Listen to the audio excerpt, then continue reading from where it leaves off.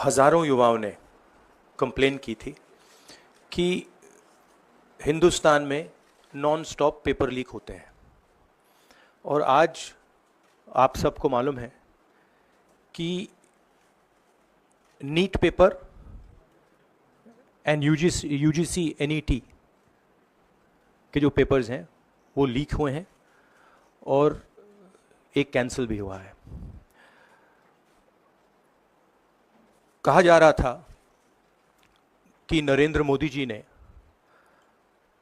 Ukraine की लड़ाई रोक दी थी।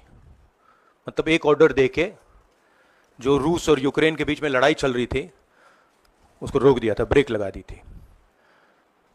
इजराइल और गाजा के बीच में जो लड़ाई चल रही थी उसको भी नरेंद्र मोदी जी ने रोक दिया था। मगर किसी ना किसी कारण जो हिंदुस्तान में पेपर लीक हो रहे हैं उसको नरेंद्र मोदी रोक नहीं पा रहे हैं या रोकना नहीं चाहते हैं। नुकसान स्टूडेंट्स का होता है, जो हिंदुस्तान के स्टूडेंट्स हैं। मैं जानता हूं कि आप इन एग्जाम्स के लिए महीनों सालों काम करते हो। ये आपका फ्यूचर है और आपके फ्यूचर से खिलवाड़ किया जा रहा है। मध्य प्रदेश में व्यापम हुआ और अब उस व्यापम को नरेंद्र मोदी जी और उनकी सरकार पूरे देश में फैलाने का काम कर रही है। मैं इंस्टीट्यूशनल कैप्चर की बात करता हूं, मीडिया की बात करी, अलग अलग हिंदुस्तान के जो संस्थाएं हैं उनकी बात की। यही एजुकेशन इंस्टीट्यूशंस में हो रहा है। पेपर लीक का कारण है कि सारे के सारे वाइस चांसलर्स, एजुकेशन सिस्टम को बीजेपी के लोगों ने, उनके पेरेंट ऑर्गेनाइजेशन ने कैप्चर कर रखा है। जब तक ये कैप्चर रिवर्स नहीं किया जाएगा तब तक पेपर लीक चलता जाएगा।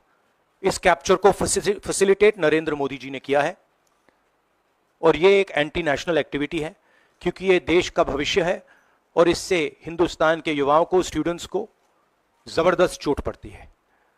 इंक्वायरी चल रही है, एक को आपने कैंसिल कर दिया है, अब पता नहीं दूसरे को कैंसिल किया जाएगा या नहीं किया जाएगा, बट कोई ना कोई तो इसके लिए जिम्मेदार है और उनको एकदम पकड़ा जाना चाहिए और उन पे एक्शन लिया जाना चाहिए। आपके कोई सवाल हो? राहुल जी, मैं इधर हूँ। सवाल ये है कि जो एजुकेशन सिस्टम इस वक्त है और जिस तरीके से जो पेपर लीक हुए, जिसका आरोप भी आपने लगाया और जो सामने भी आया है, रद्द भी हुआ है कल परीक्षा, लेकिन सबसे बड़ा सवाल ये है कि बदलाव क्या होने चाहिए, वो बदलाव जो इससे परीक्षा लीक रुके, वो क्या आपके पास फार्मूला? हमारे मैनिफेस्टो में हमने लिखा था, देखिए 2-3 चीजें हैं। सबसे पहले जो शिक्षा का सिस्टम है उसको एक संगठन ने कैप्चर कर रखा है, अपने लोगों को हर पोस्ट पे यही डालते हैं। वाइस चांसलर्स की लिस्ट निकाल लीजिए, पता लग जाएगा। तो इसको रिवर्स करना होगा।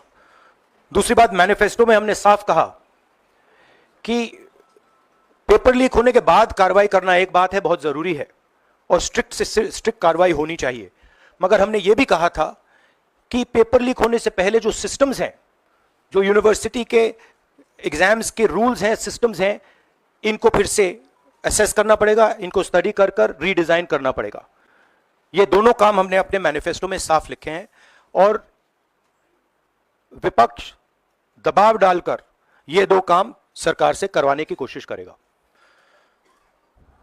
There is a huge pressure on our students and the pressure comes from a number of directions. The first direction is the large scale unemployment that is there in the country. Everybody understands it, everybody knows it, and one of the reasons the government suffered in this election was that all youngsters believe that Mr. Modi is incapable of solving the employment problem. So that's the first thing. Second thing is there's huge pressure because of this, and there are very few avenues for students in all areas, right? So you've cut off the job avenue. Now you're cutting off The exam avenue, you're saying, you can take an exam, you can study, you can work as hard as you want. On the last date, we're going to tell you that the exam is cancelled. So, that avenue is also shut. You've shut avenues like Agniveer. You've shut avenues like the public sector. So, the youth of India have nowhere to go. It doesn't matter whether you're an IIT graduate, IIT student, or you're trying to join the army. The youngsters in India simply have no way through. And it's not just a educational crisis. It's a crisis in pretty much every sphere that we are facing. Now people are very clear that we're sitting on a disaster and we've got a government that is crippled, cannot do the job. It's literally walking around on one leg, right? So, yes, it's a crisis. It's a profound national crisis. It's an economic crisis. It's an educational crisis. It's an institutional crisis.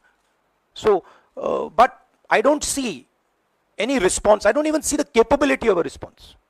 ये मामला national level पे भी exams में हो रहा है, state levels में भी एग्जाम्स में कई जगह इस तरह के पेपर लीक की घटनाएं होती है और करोड़ों छात्रों का जीवन अधर में लटक जाता है। आपको लगता है कि एक सख्त कानून बनाने की जरूरत है संसद में कि इससे निपटने के लिए? कैसे होगा, क्योंकि छात्रों का जीवन नहीं, बर्बाद हो जाता है। सख्त कानून आफ्टर द फैक्ट है, वो होना चाहिए।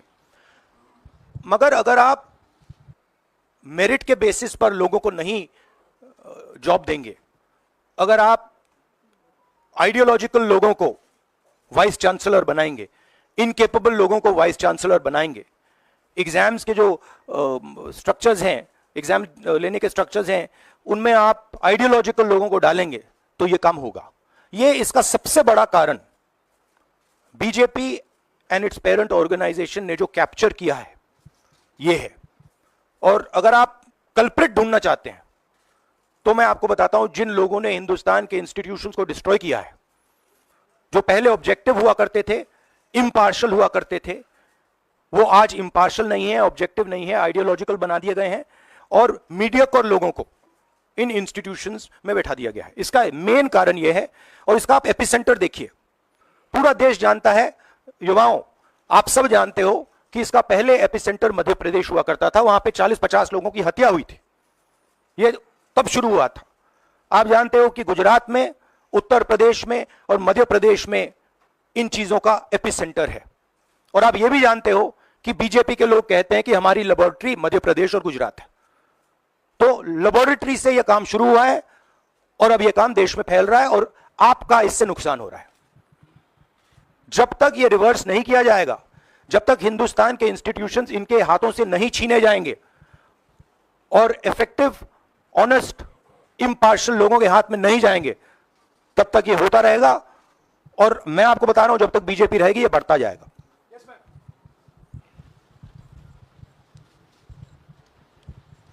सर, एनटीए के अंदर सारे एग्जाम्स आने लग गए हैं, नीट भी, नेट भी, और इवन कॉलेज एडमिशन्स भी उसी पे हो रहे हैं। तो आपको लग रहा है ट्रांसपेरेंसी कहीं ना कहीं वहीं ख़त्म हो जा रही है, क्योंकि वो एक एजेंसी जो है वही सारा कंडक्ट करा रही है। तो आपने पार्लियामेंट में इस मुद्दे को उठाने को सोचा है कि एनटीए को कहीं ख़त्म करने की ज़रूरत है या बदलाव करने की ज़रूरत है? नहीं, देखिए, अगर हिंदुस्तान में बहुत सारे ऑनेस्ट लोग हैं, बहुत सारे ऑब्जेक्टिव लोग हैं, अगर ऑब्जेक्टिव लोगों को, ऑनेस्ट लोगों को आप ये काम दोगे, पेपर लीक नहीं होगा।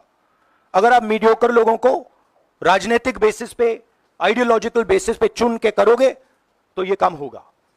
और ये मैं कह रहा हूं, दोहराता जा रहा हूं कि हर हिंदुस्तान की हर संस्था को कैप्चर कर रखा है, लीगल सिस्टम को, ब्यूरोक्रेसी को, इंटेलिजेंस एजेंसीज को, इन्वेस्टिगेटिव एजेंसीज को, एजुकेशन सिस्टम को।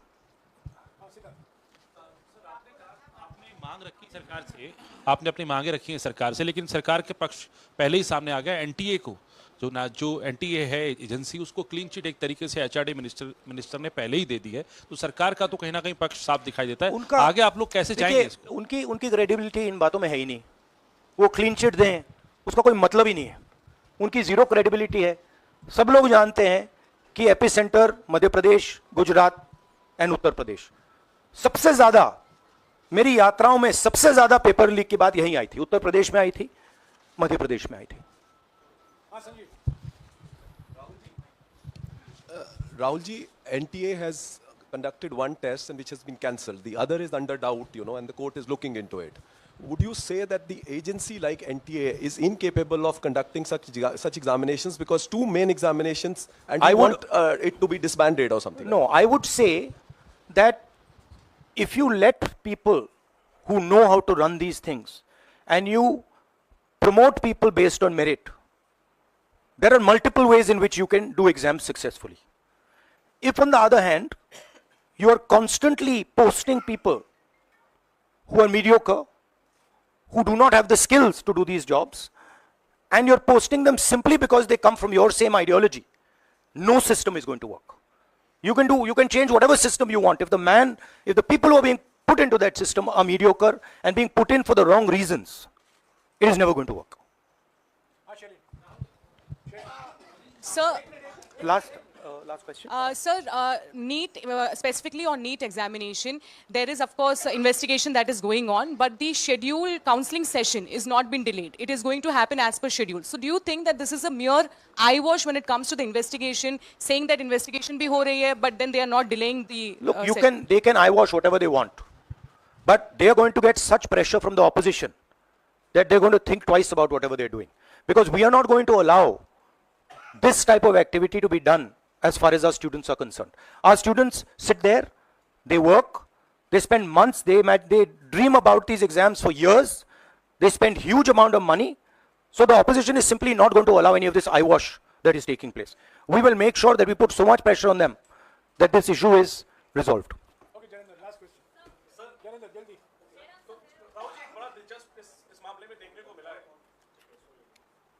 तो इसी विषय पर इस मामले में एक अजीब स्थिति है कि जो आरोपी हैं पटना में वो स्वीकार कर रहे हैं कि उनको पेपर पहले मिल गया था, यानी सीधे सीधे पेपर लीक का केस है और सरकार की तरफ से पहले तो क्लीन चिट दे दी गई, पेपर लीक से इनकार कर दिया गया और अब बिल्कुल रेडियो साइलेंस है।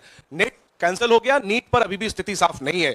तो ये जो स्थिति है, आरोपी कह रहे हैं पेपर लीक हुआ, मंत्री कह रहे हैं नहीं हुआ, इस पर आप क्या सोचते हैं? और नो कॉन्फिडेंस मोशन पार्लियामेंट में आप लोग लाने की कोशिश करेंगे? Silence is because Prime Minister is crippled. Right now, Prime Minister's main agenda is the speaker. So he's not bothered about NEET, he's not bothered about all these things. He's bothered about कि भैया मेरी सरकार निकल जाए यहाँ से और मेरा speaker बन जाए. Right? That is where he is right now. That's where his mind is. Right? So, essentially the main thing is that we have a government now, right, and a Prime Minister now, who will find it very difficult to function. The Prime Minister, if I might say so, is psychologically broken. He has collapsed, psychologically collapsed. And he will struggle, knowing his personality, he will struggle to run a government like this.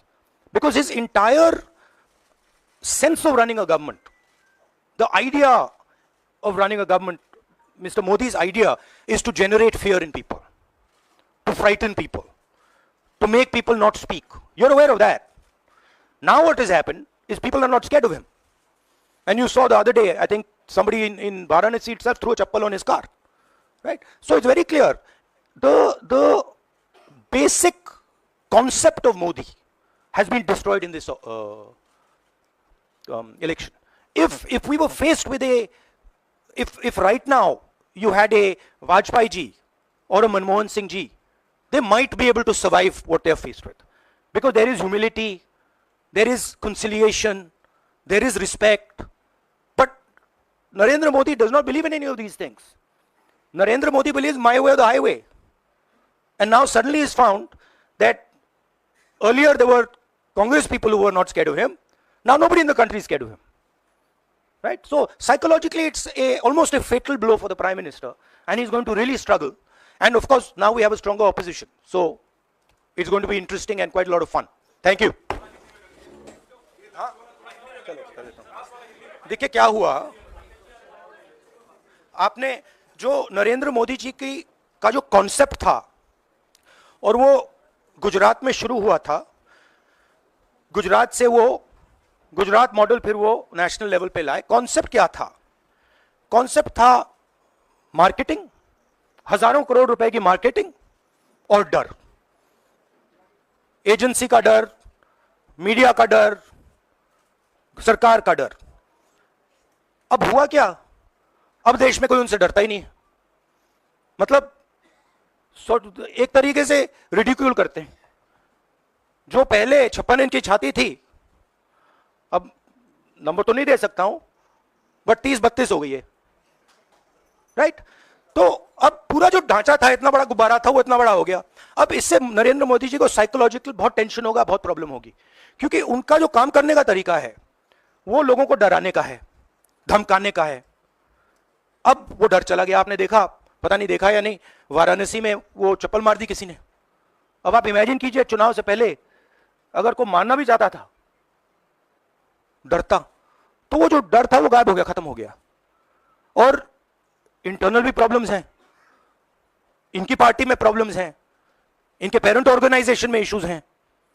तो मेरा कहना है कि जो नरेंद्र मोदी का जो concept था उसको ऑपोजिशन ने डिमोलिश कर दिया, खत्म कर दिया है।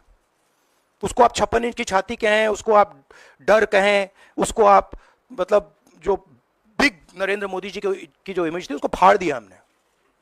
अब अगर वाजपेयी जैसे लीडर होते जो जिनमें ह्यूमिलिटी थी, मनमोहन सिंह जी जैसे जिनमें ह्यूमिलिटी थी, लोगों की रिस्पेक्ट करते थे, बात सुनते थे, ऐसी सिचुएशन वो काम निकाल सकते थे। मगर ये नरेंद्र मोदी जी की स्टाइल ही नहीं है। नरेंद्र मोदी जी मतलब किसी की सुन नहीं सकते, बिना फोर्स काम नहीं कर सकते। तो ये अब मामला है। और दूसरी बात, बहुत मजबूत ऑपोजिशन है, तो काफी मतलब इंटरेस्टिंग समय है। Thank you.